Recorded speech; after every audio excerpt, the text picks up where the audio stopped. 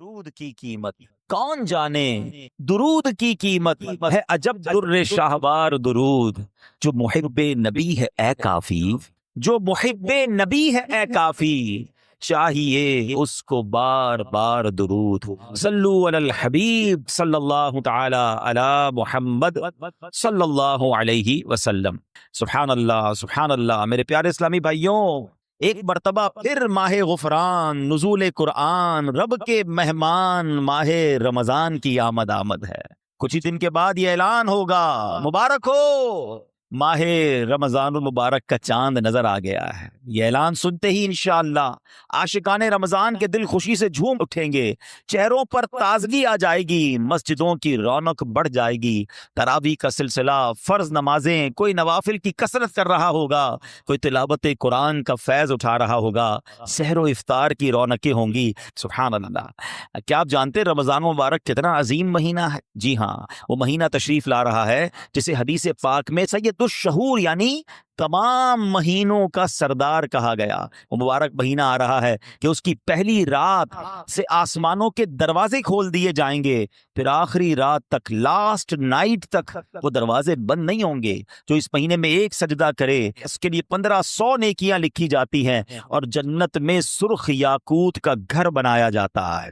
اللہ اکبر۔ سمجھ آ رہی ہے بات؟ ایک سجدے پر 1500 نیکیاں، اور ایک ہی سجدے پر سرخ یاقوت کا جنت میں گھر۔ اب سوچیں جو نفل پڑھتے ہیں، جو پوری تراویح پڑھتے ہیں، ہر سجدے پر کیا کچھ حاصل کر رہے ہیں۔ انہیں سوچنا چاہیے جو تراویح میں سستی کر جاتے ہیں، نوافل میں سستی کرتے ہیں۔ دل پر چوٹ کرنے کے لیے ایک جملہ کہہ دیتا ہوں، باقی پھر آگے چلتے ہیں، کہ اگر یہ کہہ دیا جائے کہ ماہ رمضان میں جو جتنے سجدے کرے گا اسے اتنے 1000 روپے ملیں گے، پھر بتائیں کتنے سجدے کریں گے؟ اچھا جناب، جو ماہ رمضان میں پوری تراویح پڑھے گا اسے جناب کورنگی کی ایک بڑی سوسائٹی میں ایک پلاٹ دیا جائے گا، 20 رکعت پوری پڑھے، مطلب کہ 20 کے بعد کہیں گے کچھ اور بھی پڑھ لیتا ہوں، ایک پورا پلاٹ مل جائے گا ہر سجدے پر۔ کراچی میں نہیں، پاکستان کے پوش ایریا میں نہیں، جنت میں سرخ یاقوت کا گھر دیا جا رہا ہے۔ تو کتنے سجدے کرنے چاہیے رمضان میں؟ وارے نیارے ہو گئے نا، اتنا آسان۔ سبحان اللہ۔ اور سنو، وہ مہینہ آ رہا ہے کہ جو ماہ رمضان کا پہلا روزہ رکھتا ہے اس کے پچھلے گناہ معاف کر دیے جاتے ہیں۔ صبح سے شام تک 70,000 فرشتے اس کے لیے دعائیں مغفرت کرتے ہیں۔ آج دنیا میں پتہ ہے ہم کسی بڑے بزرگ شخصیت کو ڈھونڈ رہے ہوتے ہیں، کسی عالم دین سے پیار ہوتا ہے، کسی پیر صاحب سے محبت ہوتی ہے، بندہ کہتا ہے جا کے یار ان سے دعا کروا لوں، میرا کام ہو جائے گا۔ اللہ کے فرشتے، اور وہ بھی کتنے، 70,000 صبح سے شام تک روزہ دار کے لیے دعائیں کر رہے ہیں۔ سبحان اللہ۔ جس میں نفل کا ثواب فرض کے برابر، فرض کا ثواب 70 گنا بڑھا دیا جائے گا۔ رمضان مبارک کی جب پہلی رات آتی ہے، اللہ پاک اس امت کی طرف نظر رحمت فرماتا ہے، اور جس پر اللہ نظر رحمت فرمائے اسے کبھی عذاب نہ دے گا۔ اس سے کیا پتہ چل رہا ہے؟ 2-3 باتیں آ گئی ہیں کہ پہلی رات بڑی امپورٹنٹ ہے، آخری رات تو ہے ہی امپورٹنٹ، وہ بعد میں بتاؤں گا، مگر چونکہ ابھی پہلی رات آنے والی ہے نا، first night of Ramzan is very important. آپ نے سنا اس رات ہمیں یہ 2 رکعتیں پڑھنی ہیں، پھر فرمایا اس رات اللہ جس پر نظر رحمت فرمائے گا اس پر کبھی عذاب نہیں ہوگا، اور پھر کیا فرمایا کہ پہلی رات آسمانوں کے دروازے کھول دیے جاتے ہیں۔ سبحان اللہ۔ تو یہ خاص رات ہے، فرمایا اس مبارک مہینے میں بخشش کے پروانے بانٹے جائیں گے۔ کون سا وقت بڑا سینسٹیو ہے؟ یہ افطار کا وقت ہے نا، یہ بڑا سینسٹیو ہے، بڑا حساس، بڑا خوبصورت وقت ہے۔ حدیث پاک میں آتا ہے جس کا مضمون ہے ہر روز افطار کے وقت 10 لاکھ گناہگاروں کی بخشش کی جائے گی، اور اس مبارک مہینے میں جتنے جمعے ہوں گے، فرمایا تب تو وارے نیارے ہو جائیں گے، جمعرات کی مغرب سے لے کر غروب آفتاب سے جمعے کے غروب آفتاب تک، یہ جو 24 آورز ہیں، یہ جو دن رات ہے، فرمایا ہر گھڑی میں 10 لاکھ گناہگار جہنم سے آزاد کر دیے جاتے ہیں۔ اور وہ بھی کون سے؟ جن پر جہنم واجب ہو چکی تھی، گناہوں کی وجہ سے جن پر جہنم واجب ہو گئی، وہ گناہگار بخشے جائیں گے۔ اللہ اکبر۔ اب سوچو یہ رمضان کیسا مہینہ ہے، اس کی کتنی خوشی ہونی چاہیے، کتنی پریپریشن ہونی چاہیے۔ افطار کا وقت تو اتنا نازک وقت ہے کہ 10 لاکھ بخشے جا رہے ہیں۔ ہم افطار میں کس کام میں لگے رہتے ہیں بھائی؟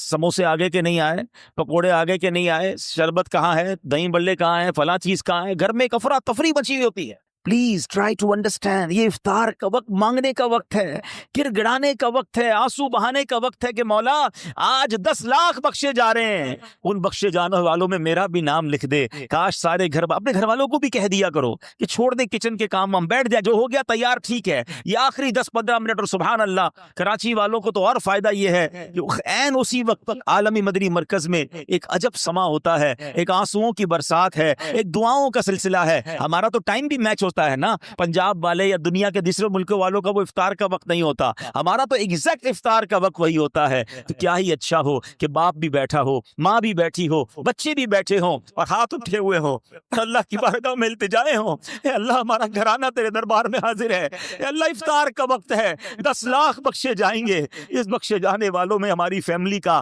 ہمارے گھر بار کا نام لکھ دے. اے میرے اسلامی بھائیوں, کچھ ایسا انتظام گھر میں کریں کہ 10-15-20 منٹ پہلے اب سارے کاموں سے فارغ ہو جائیں, اب دعاؤں میں گزاریں. افطار سے پہلے بھی دعا کریں, مگر جو خاص مقبولیت کی گھڑیاں ہیں وہ عین افطار کے بعد ہیں. افطار میں لگ جاتے ہیں ہم, کوئی کھجور کھا لی, پانی پی لیا, دوبارہ ہاتھ اٹھائیں, دوبارہ مانگیں. یہ وقت ہے مانگنے کا, یہ قبولیت کی گھڑیاں ہیں. اللہ کرے کہ ہم ان لمحات کو پراپر انداز میں, صحیح انداز میں گزارنے میں کامیاب ہو جائیں. اپنے دل میں خوشی داخل کیجئے, پریپریشن کیجئے, تیاری کیجئے. آپ کے گھر پہ جیسا مہمان آتا ہے آپ ویسی تیاری کرتے ہیں نا, کوئی دور کا مہمان, نارمل مہمان, آپ نارمل سی تیاری کرتے ہیں.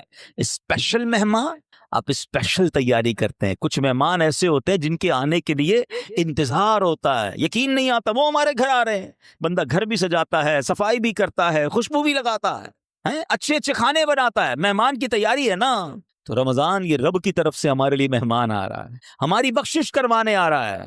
ہمیں اپنے آپ کو سجانا ہے, اپنے کردار کو سجانا ہے. اپنی صحت کا بھی اس لیے خیال رکھو کہ میں اب ایسے الٹے سیدھے کھانے نہ کھاؤں رمضان سے پہلے. پتہ ہے جس کی شادی ہونے والی ہوتی ہے تو دولہے کو لوگ کہتے ہیں بھائی ذرا خیال رکھنا, شادی والے دن بیمار مت ہو جانا. 1 ہفتہ پہلے سے احتیاط کرواتے ہیں, زیادہ سفر نہیں کرواتے, زیادہ تھکن والا کام نہیں کرواتے. تو کیا ہی اچھا ہو کہ ماہ رمضان سے پہلے ہم اپنی صحت کا خیال رکھیں, تھوڑا سا ریسٹ کریں. مجھے روزے رکھنے ہیں, مجھے انشاءاللہ تراویاں پڑھنی ہیں. اپنے کام کاج کو موڈیفائی کریں. آپ بہت بیزی رہتے ہیں کاروبار میں, نوکری میں, تو کوشش کریں کہ کوئی ایسی ترتیب بنائے کہ میرا کچھ کام کم ہو جائے تاکہ میں روزے رکھ سکوں, میں عبادت کر سکوں. ساری زندگی پڑی ہے کام کرنے کے لیے. لیکن عجیب بات پتہ ہے کیا ہے, اس وقت 2 قسم کی تیاریاں ہو رہی ہیں. ہوں گے کچھ نیک لوگ جو انشاءاللہ عبادت کی تیاریاں, تلاوت کی تیاریاں, خوب روزے, تراویح اور اس کے بارے میں سوچ رہے ہوں گے. مگر کچھ لوگ وہ ہیں جو اس وقت اسٹاک جمع کر رہے ہوں گے, کاروبار کیسے چمکانا ہے, کون سی آئٹم کا ریٹ بڑھ جائے گا. وہ کاروباری لوگ پیسے کمانے کی تیاری کر رہے ہوں گے. کچھ گھر والے وہ ہوں گے جو یہ سوچ رہے ہوں گے بھائی رمضان میں پکانا کیا ہے, کھانا کیا ہے, کون سی آئٹم لینی ہے. رمضان کھانے پینے کے لیے نہیں آتا. اچھا ویسے بڑی عجیب بات ہے, ذرا سوچیں آپ کہ ماہ رمضان میں ہم روزے رکھتے ہیں. لاجیکلی تو سمجھ یہ آتا ہے کہ ہمارا وزن تھوڑا کم ہو جانا چاہیے, ہم تھوڑے سمارٹ ہو جائیں. مگر کئی لوگ وہ ہیں جن کا رمضان میں وزن بڑھ جاتا ہے. کیوں بھائی؟ اس لیے کہ سحری میں زیادہ کھاتے ہیں, پورا دن روزہ رکھنا ہے. رات زیادہ اس لیے کھاتے ہیں کہ پورا دن روزہ رکھا تھا, پھر 2 بار اور کھاتے ہیں کہ کل پھر روزہ رکھنا ہے. تو عام دنوں میں 2 بار کھاتے ہیں, رمضان میں 4-5 بار کھاتے ہیں. اور وہ کھاتے ہیں جو نہیں کھانا چاہیے. پورا سال جو چیز نہیں کھاتے وہ رمضان میں کھاتے ہیں, پھر موٹے ہو جاتے ہیں, طبیعت خراب ہو جاتی ہے, گلے خراب ہو جاتے ہیں. نہیں, ماہ رمضان تو کم کھانے کا مہینہ ہے, فریش ہونے کا مہینہ ہے.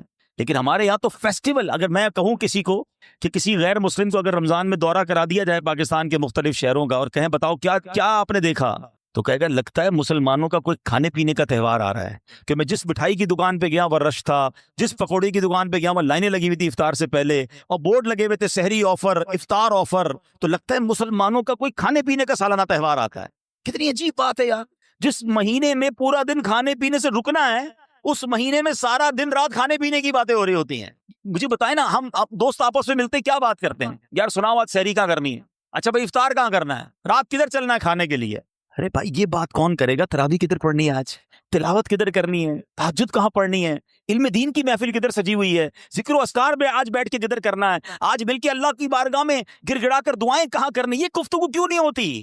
ماہ رمضان تو نیکیوں کا اجر بڑھا دیا گیا, مگر دماغ میں ایک ہی بات گھوم رہی ہوتی ہے, یا دوسری آج کل کھیل کود شروع ہو گیا رمضان میں. ایسا نہ کریں. ماہ رمضان کے کیسے کیسے فضائل ہیں ذرا سنیے گا. معراج شریف کی روایات میں ہے, معراج کے دولہ مکی مدنی مصطفیٰ صلی اللہ تعالی علیہ وسلم نے سدرۃ المنتہا کے قریب ایک فرشتہ دیکھا. آپ فرماتے لم ارا مثلہ, یعنی ایسا نرالا فرشتہ میں نے کبھی نہیں دیکھا. نبی پاک فرما رہے تو آپ فرماتے ہیں کہ میں نے ایسا نرالا فرشتہ تو کبھی نہیں دیکھا تھا. یہ جب تسبیح کرتا تھا تو اس کی ایسی خوبصورت آواز تھی کہ اس آواز سے عرش بھی جھوم اٹھتا تھا. میں نے جبرائیل سے پوچھا ایو خلقی ھذا، اے جبرائیل یہ کون سی مخلوق ہے؟ عرض کی حضور یہ ایک فرشتہ ہے جو حضرت آدم علیہ السلام سے 2000 سال پہلے پیدا کیا گیا تھا. میں نے پوچھا اس سے پہلے یہ کہاں تھا؟ عرض کیا اللہ پاک نے عرش کے نیچے جنت میں ایک جگہ بنائی ہے، یہ وہیں ہوتا ہے. حضور آج آپ کے دیدار کے لیے حاضر ہوا ہے. کیا شان ہے میرے آقا کی. ہر کوئی فدا ہے بن دیکھے، دیدار کا عالم کیا ہوگا. ارے فرشتہ بھی میرے آقا کے دیدار کا تمنائی ہے. جبریل امین کہتے حضور آج آپ کے دیدار کے لیے حاضر ہوا ہے. مکی مدنی سلطان صلی اللہ تعالی علیہ وسلم فرماتے ہیں اب نبی پاک علیہ الصلوۃ والسلام نے اس فرشتے سے ایک بڑا کمال کا سوال کیا. ذرا سنیے گا، آپ کا ایمان تازہ ہو جائے گا. پیارے آقا علیہ الصلوۃ والسلام نے اس فرشتے کو سلام کیا تو وہ اللہ پاک کی تسبیح میں مصروف تھا، اسے سلام سنائی نہ دیا. اب جبریل امین نے اسے کہا ھذا محمد صلی اللہ علیہ وسلم، یہ محبوب خدا جناب رسول اللہ صلی اللہ علیہ وسلم ہے. جب اس نے سنا تو خوشی سے اپنے 2 سبز پر پھیلائے. یہ اتنے بڑے پر تھے جنہوں نے آسمانوں اور زمین کو گھیر لیا. اب اس نے مجھے نبی پاک فرماتے ہیں مجھ سے گلے ملنے کی سعادت حاصل کی، ادب سے بوسہ بھی دیا. پھر عرض کی یا رسول اللہ صلی اللہ تعالی علیہ وسلم آپ کے لیے گڈ نیوز ہے، آپ کے لیے خوشخبری ہے کہ اللہ پاک نے ماہ رمضان کے صدقے آپ کی امت کی بخشش فرما دی ہے. اس فرشتے نے نبی پاک کو عرض کی کہ حضور آپ کی امت کو اللہ نے ماہ رمضان کے صدقے بخش دیا ہے. سبحان اللہ. نبی ہاشمی صلی اللہ علیہ وسلم مزید فرماتے ہیں اس فرشتے کے سامنے 2 صندوق رکھے ہوئے تھے جن پر ہزاروں تالے لگائے ہوئے تھے. میں نے پوچھا ان صندوقوں میں کیا ہے؟ اس فرشتے نے عرض کی ان صندوقوں میں آپ کی امت کے روزہ داروں کے لیے جہنم سے آزادی کے پروانے ہیں. آئے ہائے، ہماری مغفرت کا انتظام پہلے ہی رب نے فرما دیا ہے. کاش ہم ماہ رمضان کے قدردار بن جائیں. اے گناہ گاروں تمہاری سمجھ لو بات بن آئی ہے. عاصیوں کی مغفرت کا لے کر آیا ہے پیام. جھوم جاؤ مجرموں رمضان ماہ غفران ہے. بھائیوں بہنوں کرو سب نیکیوں پر نیکیاں، پڑ گئے دوزخ پہ تالے قید میں شیطان ہے. اللہ اکبر. تو اے میرے پیارے اسلامی بھائیوں یہ اس قدر مبارک مہینہ ہے کہ اللہ کریم اس مہینے میں رحمتوں اور برکتوں کے دروازے کھول دیتا ہے. اس مہینے میں مغفرتوں کے انتظام ہو گئے ہیں. اللہ کرے کہ ہم ماہ رمضان کی قدر کرنے والے بن جائیں. رب عز و جل قرآن مجید میں اس ماہ مبارک کے بارے میں فرماتا ہے. ماہ رمضان کی آپ اہمیت کا اندازہ اس بات سے بھی لگائیں کہ پورے قرآن میں صرف ایک ہی مہینے کا ذکر ہے، اور وہ مہینہ کون سا ہے؟ وہ مہینہ ماہ رمضان ہے. اللہ قرآن میں فرماتا ہے بسم اللہ الرحمن الرحیم شہر رمضان الذی انزل فیہ القرآن ھدی للناس وبینات من الھدی والفرقان فمن شہد منکم الشہر فلیصم. ترجمہ کنز العرفان. رمضان کا مہینہ ہے جس میں قرآن نازل کیا گیا، جو لوگوں کے لیے ہدایت اور رہنمائی ہے اور فیصلے کی روشن باتوں پر مشتمل ہے. تو تم میں جو کوئی یہ مہینہ پائے تو ضرور اس کے روزے رکھے. سبحان اللہ. اے میرے پیارے اسلامی بھائیوں رمضان کا مہینہ کیا خوبصورت فرمایا کہ جو اس مہینے کو پائے وہ روزے رکھے. پیارے اسلامی بھائیوں رمضان المبارک کی شان کیسی ہے. جس کو بھی رمضان ملتا ہے نا اس کو گویا لاٹری لگتی ہے. میں آپ کو واقعہ سناتا ہوں، بہت امیزنگ واقعہ. پیارے آقا علیہ الصلوۃ والسلام کی بارگاہ میں بڑے صحابی ہیں، بلند مرتبہ صحابی ہیں، حضرت طلحہ بن عبید اللہ رضی اللہ عنہ. فرماتے ہیں کہ ایک مرتبہ 2 شخص نبی پاک کی بارگاہ میں ایک ساتھ آئے. دونوں نے کلمہ پڑھا، صحابی ہونے کا درجہ حاصل کر لیا، بڑے نیک اور پرہیزگار تھے، اور ان میں سے ایک عبادت اور ریاضت میں بہت زیادہ محنت کرتے تھے. جو زیادہ عبادت گزار تھے یہ ایک مرتبہ ایک غزوے میں شریک ہوئے اور شہید ہو گئے. جہاد میں گئے اور شہید ہو گئے، اور 1 سال بعد دوسرے جو صحابی تھے ان کا بھی انتقال ہو گیا. ٹھیک ہے. حضرت طلحہ فرماتے ہیں ان دونوں کے دنیا سے جانے کے بعد ایک رات میں نے خواب میں دیکھتا ہوں کہ میں جنت کے دروازے پر کھڑا ہوں، یہ دونوں صحابی رسول وہاں موجود ہیں. اتنے میں جنت کے اندر سے کوئی باہر آیا، وہ صحابی جن کا انتقال 1 سال بعد ہوا تھا انہیں لے کر جنت میں چلا گیا. تھوڑی دیر کے بعد دوبارہ وہ فرشتہ آیا اور جو صحابی 1 سال پہلے شہید ہوئے تھے ان کو بعد میں جنت میں لے کر گیا. اب بات سمجھ آ رہی ہے؟ جو شہید ہوئے زیادہ عبادت کرتے تھے وہ بعد میں جنت میں گئے، اور جو 1 سال بعد جن کا انتقال ہوا جو اتنی عبادت نہیں کرتے تھے مگر وہ جنت پہ پہلے چلے گئے. اچھا کمال دیکھو صحابہ کرام علیہ رضوان کا. کہ جو بھی خواب دیکھتے تھے، جو بھی ذہنوں میں سوال ہوتا تھا، ڈائریکٹلی نبی پاک علیہ الصلوۃ والسلام کی بارگاہ میں آ جاتے. ان کے پاس کیسی نعمت موجود تھی کہ اس کا مسئلے کا حل تو نبی پاک نے کرنا ہے. کہا حضور یہ کیا ماجرا ہے؟ شہید وہ ہوئے، عبادت بھی زیادہ کرتے تھے، جنت میں وہ بعد میں جا رہے ہیں، جن کا انتقال بعد میں ہوا حضور وہ پہلے جا رہے ہیں جنت میں. اللہ اکبر. تو نبی پاک علیہ الصلوۃ والسلام نے کیا خوبصورت جواب دیا. فرمایا یہ دوسرے صحابی 1 سال زیادہ زندہ نہیں رہے؟ کہا جی حضور یہ تو 1 سال زیادہ زندہ رہے. تو فرمایا کیا 1 سال زیادہ زندہ رہنے والے نے 1 سال پہلے شہید ہونے والے سے زیادہ روزے نہیں رکھے 1 سال؟ فرمایا ہاں روزے تو رکھے. تو نبی پاک نے پوچھا کیا اس 1 سال بعد والے نے سجدے زیادہ نہیں کیے؟ عرض کیا جی حضور سجدے بھی زیادہ کیے. تو نبی پاک نے فرمایا بس اسی وجہ سے ان دونوں کے درمیان زمین و آسمان کا فرق ہے. بات سمجھ آ رہی ہے؟ مومن اور نیک آدمی کی لمبی عمر یہ اس کے لیے بہت بڑی سمجھ لو فائدہ ہے کہ وہ جتنا جیتا ہے اتنے سجدے زیادہ کرتا ہے، اتنے رمضان اسے ملتے ہیں. یاد رکھیے گا بندہ نیک ہو اور عمر طویل ہو تو اس کے وارے نہیں آ رہے ہیں، لیکن اگر بندہ گناہ گار ہے اس کی عمر بڑی ہو جائے تو وہ تو مارا گیا نا. اس کی تو روز نماز قضا ہو رہی ہے، اس کے رمضان کے روزے بھی قضا ہو رہے ہیں، وہ روز جھوٹ بول رہا ہے، وہ روز حرام کما رہا ہے، تو اس کا تو گناہوں کا میٹر جاری ہے نا. یہ لوگ بڑی عمر کی جو دعا کرتے ہیں نا بڑی اچھی نعمت ہے یہ لیکن اللہ سے ہمیشہ یہ دعا کریں کہ مولا نیکیوں والی طویل عمر عطا فرما، عافیت والی طویل عمر عطا فرما. تو پتہ چلا کہ پھر رمضان آ رہا ہے میری بخشش کروانے، پھر رمضان آ رہا ہے میرے نامہ اعمال میں. تو پتہ چلا کہ ماہ رمضان یہ ہمارے لیے بہت بڑا احسان ہے. اللہ خیر سے رمضان عطا کر دے، اس کو ضائع نہ ہونے دینا، اس کو خوب نیکیوں میں گزارنا. پچھلے گناہوں کی معافی کا ایک اور چانس دیا جا رہا ہے، مغفرت کا گویا ایک اور موقع آنے والا ہے. اللہ کرے کہ ہم اس کی قدر کرنے میں کامیاب ہو جائیں. یا خدا ہم آسیوں پر یہ بڑا احسان ہے، یا خدا ہم آسیوں پر یہ بڑا احسان ہے، زندگی میں پھر عطا ہم کو کیا رمضان ہے. یا الہی تو مدینے میں کبھی رمضان دکھا، یا الہی تو مدینے میں کبھی رمضان دکھا، مدتوں سے دل میں یہ عطار کے ارمان ہے. تو اے میرے پیارے اسلامی بھائیوں، کاش ماہ رمضان کی ہم قدر کرنے میں کامیاب ہو جائیں. آپ کو معلوم ہے ماہ رمضان آتا تھا نا تو میرے آقا اس کا بھرپور استقبال فرماتے تھے. دیکھیں ہمیں اگر اپنی آنے والی نسلوں تک یہ بات باقی رکھنی ہے کہ رمضان کی اہمیت رہے، ہمارے بچوں کو پتا چلے، انہیں سارا سال انتظار رہے، تو ہمیں بھی ماہ رمضان کو سیلیبریٹ کرنا چاہیے. نبی پاک کیا کرتے، میرے آقا جب چاند نظر آتا نا سبحان اللہ تو پیارے آقا علیہ الصلوۃ والسلام قبلے کی طرف رک کر کے یوں دعا مانگتے. ذرا دعا دیکھیے گا کون سی ہے. آقا کی دعا کیا ہوتی؟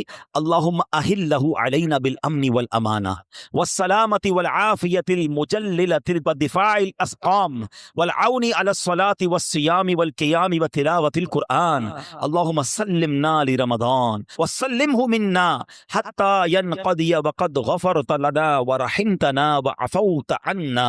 اے اللہ اس چاند کو ہم پر امن و امان، سلامتی، مکمل عافیت اور بیماریوں سے حفاظت کا ذریعہ بنا، اور نماز، روزے، عبادت اور تلاوت قرآن پر مدد کا سبب بنا. اے رب کریم ہمیں رمضان کی وجہ سے سلامتی عطا فرما، یعنی اسے ہمارے لیے سلامتی والا بنا اور اسے ہم سے سلامتی عطا فرما، یہاں تک کہ جب یہ رخصت ہو تو تیری مغفرت و رحمت اور عفو درگزر ہمارا یقینی مقدر بن چکا ہو. سبحان اللہ. تو پتا چلا رمضان مبارک کی آمد پر خوشخبریاں دینا، لوگوں کو مبارکباد دینا، یہ اچھا کام ہے. انشاءاللہ اگر ہم رمضان کی آمد کی خوشی بنائیں گے اللہ کی رحمت جوش میں آئے اور کاش ہم جنت کے حقدار بن جائیں. مگر ایک احتیاط اس میں کرنی ہے، جب بھی رمضان آتا ہے نا تو ایک بڑا عجیب سا میسج وائرل ہوتا ہے. کیا وائرل ہوتا ہے؟ حدیث پاک میں ہے کہ جس نے سب سے پہلے آمد رمضان کی مبارک دی اس کے لیے جنت واجب ہو جاتی ہے. ایسی کوئی حدیث ہمارے آقا مکی مدنی مصطفیٰ صلی اللہ تعالی علیہ وسلم سے ثابت نہیں ہے، نہ ہی رمضان کے بارے میں نہ ہی کسی مبارک مہینے کے بارے میں. ایسے جھوٹے میسجز کو آگے بڑھانا نہیں چاہیے. جو بھی آپ کو میسج بھیجے اس کو محبت کے ساتھ سمجھائیں کہ ایسی کوئی حدیث نہیں ہے. حدیث پاک ذرا غور سے سن لیں. جو ہر میسج آگے فارورڈ کر دیتے ہیں نا، پہلے چیک تو کریں یہ حدیث ہے بھی کہ نہیں. ہم کہیں جھوٹی حدیث یا جھوٹی بات پھیلانے کا سبب تو نہیں بن رہے. حدیث پاک سنیے گا، من کذب علی متعمدا فلیتبوأ مقعدہ من النار. آقا فرماتے جس نے مجھ پر جان بوجھ کر جھوٹ باندھا، مثلا نبی پاک علیہ الصلوۃ والسلام نے کوئی بات فرمائی نہیں تھی اور یہ کہہ دیا کہ پیارے آقا علیہ الصلوۃ والسلام کی حدیث ہے، تو ایسا بندہ اپنا ٹھکانہ جہنم میں بنا لے. تو بالکل بھی اور لوگ اچھا یہ تو عجیب ہے نا، کہیں بیٹھے ہیں اللہ قرآن میں یہ فرماتا ہے بھائی قرآن میں آیا ہے، کدھر آیا ہے بھائی یہ اس کو بھی نہیں پتا ہے، حدیث میں یہ بات آئی ہے، بھائی کون سی حدیث کس کتاب ہے پتا کچھ نہیں ہے، اپنی طرف سے بولی جا رہے ہیں، بھائی کس نے کہا ہے آپ کو؟ قرآن میں آیا ہے، حدیث میں آیا ہے، آپ کو جب پتا نہیں ہے، آپ کو یاد نہیں، اتنا سخت معاملہ ہے، نبی پاک کی طرف جھوٹ باندھنا ہے، اور آقا نے کیا فرمایا؟ اپنا ٹھکانہ جہنم بنا ہے۔ تو آپ کہہ دیں میں نے کہیں پڑھا ہے، ہو سکتا ہے میں نے کہیں سنا ہے، قرآن اور حدیث کی بات کرتے تو لرزہ آ جانا چاہیے، ایک زبر زیر پیش کا ہم فرق نہیں کر سکتے قرآن میں، جناب اللہ نے قرآن میں یہ فرمایا، تم کو نہیں پتا قرآن میں یہ ہے، بحث کریں گے اور قرآن کو بیچ میں لے آئیں گے۔ یہ ہماری خواتین بھی بہت کرتی ہیں، تو مہربانی کر کے اس سے توبہ کریں، اور ان معاملات میں جب تک آپ کے سامنے، آپ دیکھیں آج کروڑوں لوگوں کی تقدیریں بدلنے والے، لاکھوں ہزاروں حافظ اور عالم بنانے والی شخصیت امیر اہل سنت، نہ جانے کتنی ہزاروں ان کو حدیثیں یاد ہوں گی، کتنی روایتیں اور آیتیں یاد ہیں، مگر آج بھی آپ مدنی مذاکرے میں دیکھیں یہ کیوں، یہ ہماری تربیت کے لیے کہ وہ پہلے قرآن کی کوئی آیت پڑھنی ہے تو لکھا ہوا سامنے لاتے ہیں، حدیث پڑھنی تو پورا پڑھ کے سناتے، تاکہ ایگزیکٹلی وہی لفظ لوگوں کے سامنے جائے جو نبی پاک کے دہن مبارک سے نکلا ہے۔ تو ہماری آپ کی جرت نہیں ہونی چاہیے کہ حدیث میں اپنی طرف سے حاشیے لگائیں، اپنی طرف سے معاذ اللہ قرآن پاک کے بارے میں، بعض اوقات تو یہ بات ایمانیات پر آ جائے گی، اگر اپنی طرف سے کوئی بات ایڈیشن کر رہا ہے تو بڑے احتیاط کی حاجت ہے۔ البتہ ماہ رمضان ایک اور خوبصورت آیت سنیے گا، اس میں قرآن پاک نے جو ہم پر رمضان کے روزے فرض کیے گئے نا، اس کا ریزن بیان کیا، یعنی ہماری شریعت ہم سے چاہتی کیا ہے؟ روزے تو ہم برسوں سے رکھ رہے ہیں، بچپن سے روزے رکھ رہے ہیں، کئی ایسے یہاں ایسے ہوں گے، لیکن اس روزے سے میں حاصل کیا کرنا ہے؟ قرآن کیا فرماتا ہے سنو، اللہ قرآن میں فرماتا ہے یا ایھا الذین آمنوا کتب علیکم الصیام کما کتب علی الذین من قبلکم، اے ایمان والو تم پر روزے فرض کیے گئے جیسے تم سے پہلے لوگوں پر فرض کیے گئے تھے، مگر آگے ریزن بتایا گیا کیوں کیے گئے، لعلکم تتقون، قرآن کہتا ہے تاکہ تم پرہیزگار بن جاؤ۔ آج سمجھ لیں، میں اس موضوع کو تھوڑا اور مزید ڈیفائن کروں گا کہ روزے فرض ہونے کی وجہ قرآن نے کیا بیان کی، لعلکم تتقون، تاکہ تم پرہیزگاری اختیار کرو، تم پرہیزگار بن جاؤ۔ اس آیت کریمہ میں جو روزے کی اعلیٰ ترین حکمت اور بہت بڑا فائدہ بیان کیا گیا، ایکچولی اس میں چھپا ہوا ہے لعلکم تتقون، تاکہ تم پرہیزگار بن جاؤ۔ اے میرے پیارے اسلامی بھائیوں، پتہ چلا کہ مبارک مہینہ ہے جس میں ہمیں تقوی حاصل کرنا ہے۔ آپ نے علماء کرام کا بیان سنا ہوگا، وہ بعض علماء کہتے ہیں الحمدللہ رب العالمین والعاقبۃ للمتقین، اس کا معنی پتہ ہے؟ اے ہائے، یقین کریں کبھی کبھی خطبہ ہی ہلا دیتا ہے، یہ جملہ اگر سمجھ آ جائے نا کہ تمام تعریفیں اس رب کے لیے ہیں جو عالمین کا رب ہے، والعاقبۃ للمتقین، جو آخرت ہے نا، جو بعد والی زندگی ہے وہ ہے ہی متقین کے لیے، تو ہم کدھر جائیں گے؟ اگر ہم متقیوں میں نہیں ہیں تو پھر ہمارا کیا بنے گا؟ اب ذرا غور کیجئے، تقوی یہ بڑی کمال کی نعمت ہے، آسان نہیں ہے، مگر سبحان اللہ رمضان کا روزہ جو ہے وہ ہمیں متقی بنانے آیا ہے۔ قرآن کہتا بھی یہی ہے لعلکم تتقون، تاکہ تم پرہیزگار بن جاؤ، متقی بن جاؤ۔ سبحان اللہ، تقوی کتنی بڑی دولت ہے۔ حضرت ابو سعید خدری رضی اللہ تعالیٰ عنہ سے روایت ہے، رسول اکرم نور مجسم شفیع معظم صلی اللہ علیہ وسلم نے ایک صحابی کو نصیحت کرتے ہوئے فرمایا علیک بتقوی اللہ فانہ جماع کل خیر، تم پر تقوی لازم ہے کہ بے شک تقوی تمام بھلائیوں کا مجموعہ ہے، تمام بھلائیوں کا کمبینیشن کیا ہے؟ وہ تقوی ہے۔ حجت الاسلام امام محمد غزالی فرماتے ہیں اے عزیز تجھے جاننا چاہیے کہ تقوی ایک نایاب خزانہ ہے، اگر تم اس خزانے کو حاصل کرنے میں کامیاب ہو گئے تو تم بہت بڑی کامیابی حاصل کر لو گے۔ یوں سمجھو کہ دنیا اور آخرت کی تمام بھلائیاں تقوی میں جمع کر دی گئی ہیں، اور وہ تقوی کیسے ملے گا؟ وہ روزے سے ملتا ہے۔ اگر بندہ صحیح معنوں میں روزہ رکھ لے تو انشاءاللہ وہ تقوی اختیار کر لے گا۔ تو اے میرے پیارے اسلامی بھائیوں، اب ذرا غور کیجئے، ایکچولی رمضان کو نئی زندگی پانے کا مہینہ قرار دیا گیا۔ یہ بڑی کمال کی بات سنیے گا، شاید آپ کو حیرانی ہوگی کہ صوفیہ کرام کے مطابق انسان 2 مرتبہ پیدا ہوتا ہے۔ ہر انسان، صوفیہ کرام کہتے ہیں 2 مرتبہ پیدا ہوتا ہے۔ پہلی ولادت تو وہ مشہور ہے جب ہم دنیا میں آئے، کوئی 30 سال پہلے آیا، کوئی 40 سال، ڈیٹ آف برتھ ڈے بناتے ہیں نا، وہ تو پہلی ولادت ہے۔ فرمایا دوسری ولادت وہ ہوتی ہے کہ جب بندہ دل کی پاکیزگی حاصل کر لیتا ہے، جب بندہ باطنی بیماریوں سے، حرص، لالچ، ہوس، دنیا کی محبت، تکبر، خود پسندی سے اپنے آپ کو پاک کر لیتا ہے، یہ اس کی دوسری ولادت ہوتی ہے۔ یعنی زندگی میں ایک موقع ملتا ہے بدلنے کا، ٹرن اراؤنڈ ہونے کا، اپنے آپ کو سدھارنے کا، سچی توبہ کرنے کا۔ ایک بار پھر رمضان آ رہا ہے، آؤ دوبارہ جی لیتے ہیں، آؤ دوبارہ بدل جاتے ہیں، آؤ اپنے رب سے دوستی کر لیتے ہیں۔ جو زندگی گزری ہمیں سب کو معلوم ہے کیسی گزری، کیوں نہ یہ رمضان اپنے آپ کو بدلنے کا مہینہ بنا دیں۔ اللہ نے پھر موقع دے دیا ہے۔ اے میرے پیارے اسلامی بھائیو، اس بات کو اس طرح سمجھیے، ایک بزرگ بڑی عمر کے تھے، ان کی عمر 60 یا 70 سال تھی، بال بھی سفید تھے۔ کسی نے کہا حضور آپ کی عمر کتنی ہے؟ کہتے 4 سال۔ حضور کیوں مذاق کر رہے ہیں، اتنی بڑی عمر ہے آپ کے، تو اپنے پوتے پوتیاں ہوں گی، آپ کہہ رہے ہیں 4 سال عمر ہے۔ کہتے ہیں بات یہ ہے کہ عمر تو بہت زیادہ ہے، بس توبہ کیے ہوئے 4 سال ہی ہوئے ہیں، اللہ سے دوستی کیے ہوئے 4 ہی سال ہوئے ہیں، باقی زندگی تو کھیلوں میں گناہوں میں گزار دی ہے۔ اب آپ سنبھالیں تو کام اپنے سنور جائے، ہم نے تو کمائی سب کھیلوں میں گوائی ہے، پتہ نہیں ہم کب بدلیں گے، کب وہ زندگی پھر حاصل کریں گے، ورنہ زندگی کیسے گزر رہی ہے۔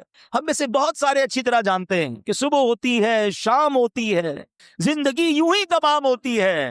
کبھی کبھی تو ڈر لگتا ہے یار کہ زندگی بڑھ رہی ہے، ہمارے گناہ بڑھ رہے ہیں، نیکیاں بڑھ رہی ہیں۔ کبھی سوچے تو صحیح، کوئی بیلنس شیٹ تو بناؤ کہ ہر گزرنے والا دن ہم اپنی موت کے قریب ہو رہے ہیں۔ یہ جو برتھ ڈے پر خوشی مناتے ہیں ان کو سوچنا چاہیے، میں نہیں کہتا ناجائز ہے، لیکن جس کی 20 سال کا ہو گیا، 25 سال، 30 سال، آپ سمجھ رہے ہیں آپ آگے بڑھ رہے ہیں، آپ موت کے قریب ہو رہے ہیں، ایک زندگی کا سال کم ہو رہا ہے، ہر گزرنے والا دن ہم قبر کے قریب ہو رہے ہیں۔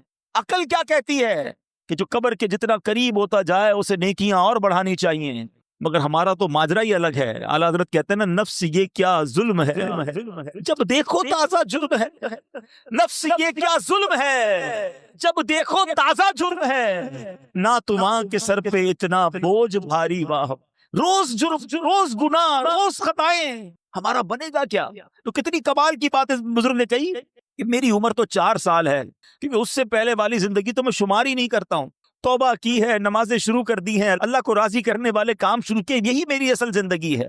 تو اے میرے پیارے اسلامی بھائیوں، کاش ہمیں یہ بات سمجھ آ جائے اور ہم توبہ کرنے والے بن جائیں۔ اللہ پاک کے نبی حضرت عیسیٰ علیہ نبینا علیہ السلام کا فرمان ہے، لن یلج ملکوت السماوات من لم یولد مرتین، یعنی جو بندہ 2 مرتبہ پیدا نہیں ہوتا وہ آسمانی بادشاہت میں داخل نہیں ہو سکتا۔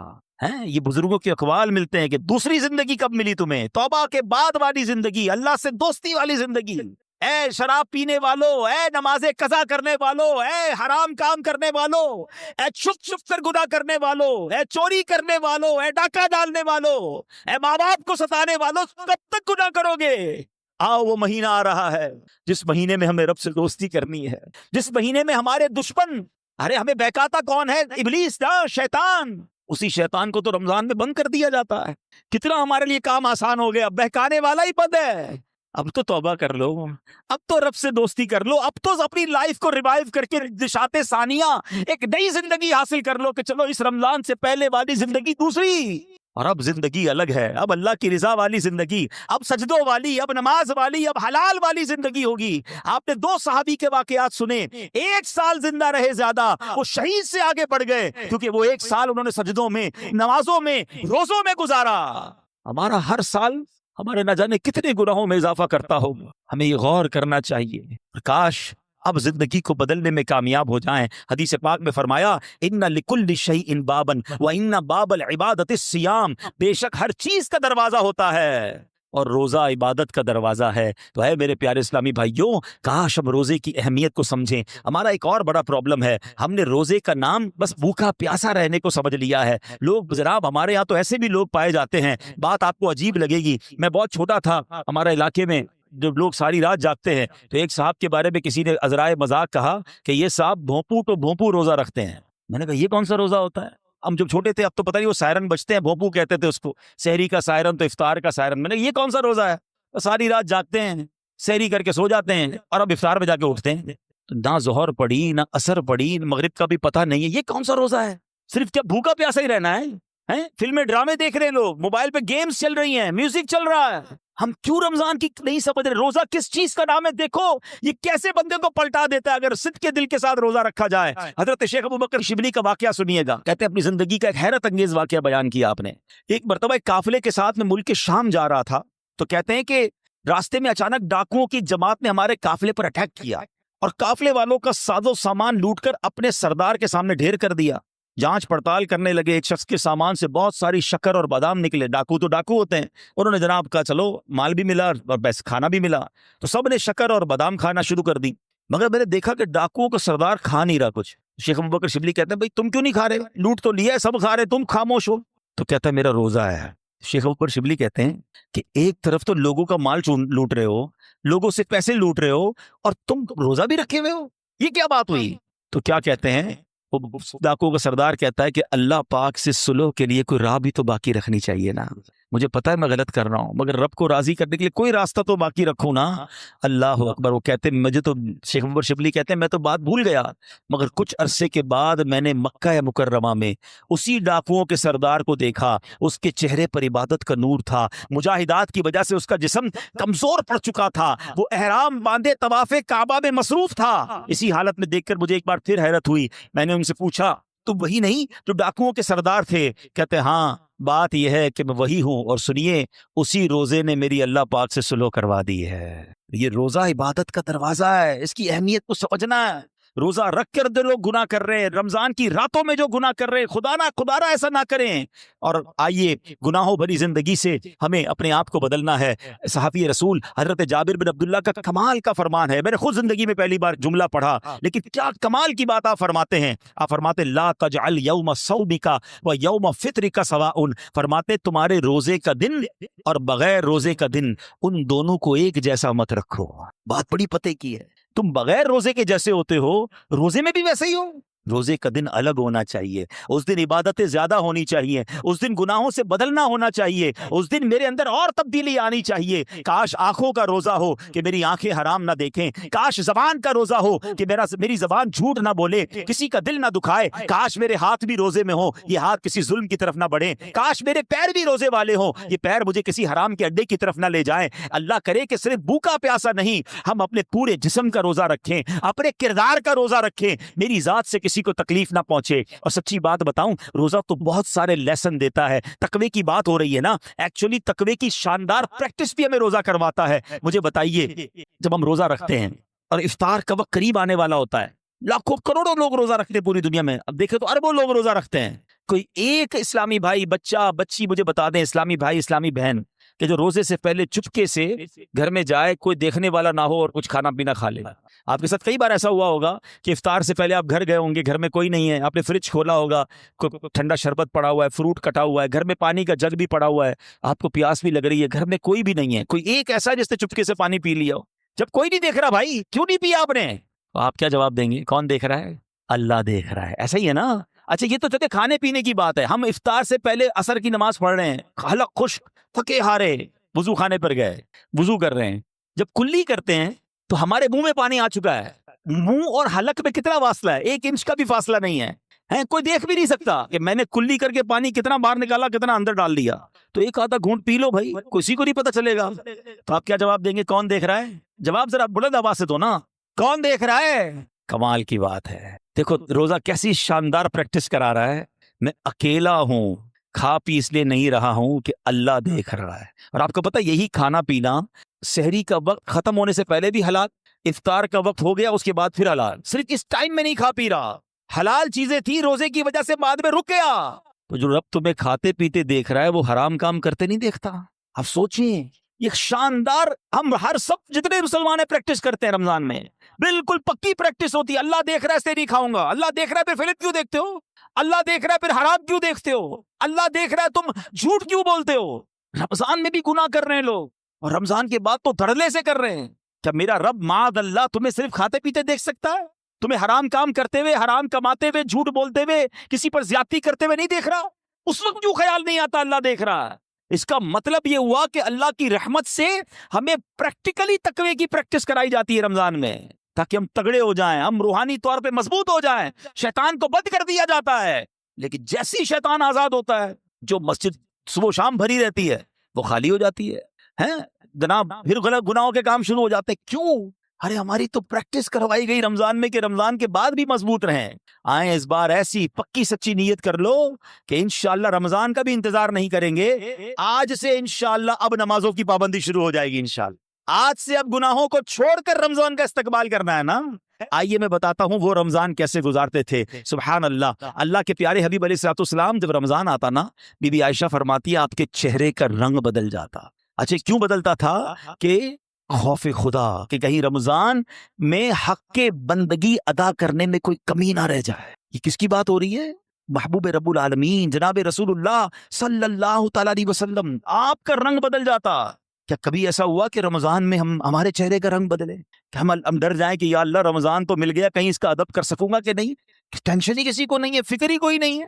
نبی پاک کا یہ انداز تھا. پھر پیارے آقا علیہ الصلوۃ والسلام. اچھا پھر جو رمضان کی بے حرمتی کرتے ہیں نا، جو رمضان کی راتوں میں گناہ کرتے ہیں، ماد اللہ رمضان کی قدر نہیں کرتے، وہ بھی ذرا ایک واقعہ سن لیں. علامہ ابن جوزی رحمۃ اللہ تعالی لکھتے ہیں اللہ پاک کے آخری نبی رسول مقبول علیہ الصلوۃ والسلام نے فرمایا میرے پاس جبریل امین حاضر ہوئے. عرض کی یا رسول اللہ صلی اللہ تعالی علیہ وسلم، قیامت میں ایک نوجوان کو لایا جائے گا، وہ غمگین ہوگا، رو رہا ہوگا، فرشتے اس کو لوہے کے گرزوں یعنی آئرن راڈ سے اسے ہانک رہے ہوں گے. وہ نوجوان 1000 سال تک الامان الامان پکارتا رہے گا، لیکن اس کو امان نہیں دی جائے گی. پھر اس نوجوان کو 1000 سال کے بعد رب قہار کی بارگاہ میں پیش کیا جائے گا. اللہ پاک فرشتوں کو حکم دے گا اسے منہ کے بل جہنم میں ڈال دو. جبریل امین کا بیان سن کر رسول اکرم صلی اللہ تعالی علیہ وسلم نے فرمایا اے جبریل یہ کون ہوگا؟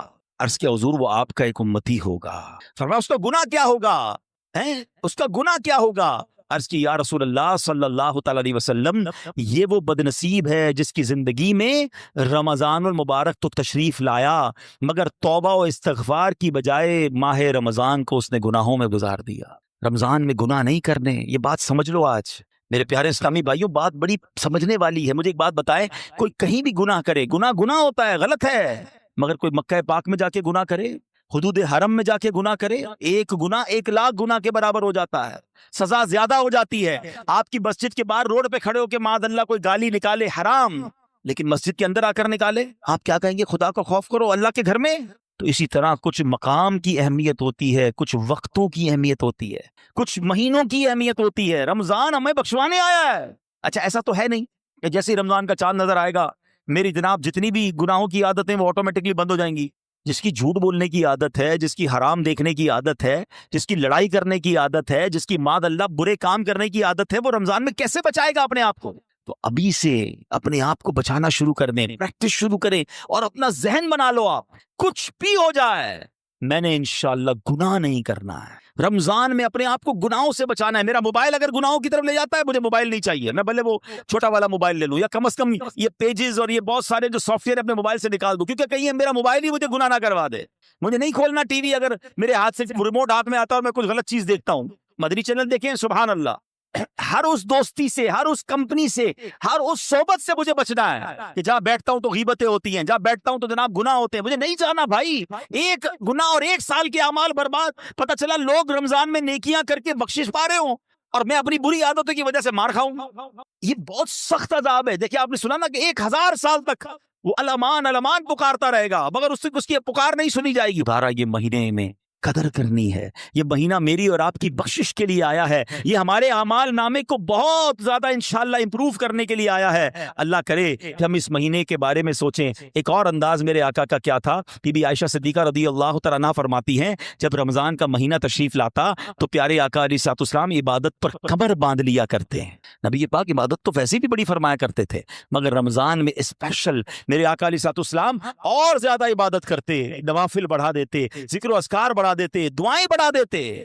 تو ہمیں بھی رمضان میں پلان کرنا ہے کہ میں نے انشاءاللہ تلاوت قرآن کرنی ہے، میں نے رمضان میں اتنے نوافل پڑھنے ہیں، میں نے انشاءاللہ اتنے درود پڑھنے ہیں، میں نے آپ فضول کاموں سے بچنے لگ جائیں آپ کی ویسے ہی ٹائم میں بڑی برکت ہو جانی ہے. اچھا رمضان المبارک میں پیارے آقا کا ایک اور انداز نبی پاک رمضان میں 20 رکعت تراویح پڑھتے تھے. یاد رہے کچھ لوگ 20 رکعت میں ڈنڈی مار رہے ہوتے ہیں، وتر بھی ادا فرماتے، 20 رکعت پوری ادا فرماتے. پیارے آقا نے 20 رکعت تراویح نبی پاک نے نماز تراویح با جماعت پابندی سے ادا نہ فرمائی، صرف 2 دن ادا کی اور پھر سبحان اللہ ہم پر کتنی بڑی مہربانی کی. آپ فرماتے کہ اگر اس پر پابندی کی گئی تو فرض ہو جانے کا اندیشہ ہے، میری امت کے لیے دشوار ہو جاتی، اس لیے آپ نے جماعت کی پابندی نہ فرمائی. البتہ 20 رکعتیں نبی پاک نے پڑھی اور پھر آپ کے بعد حضرت عمر رضی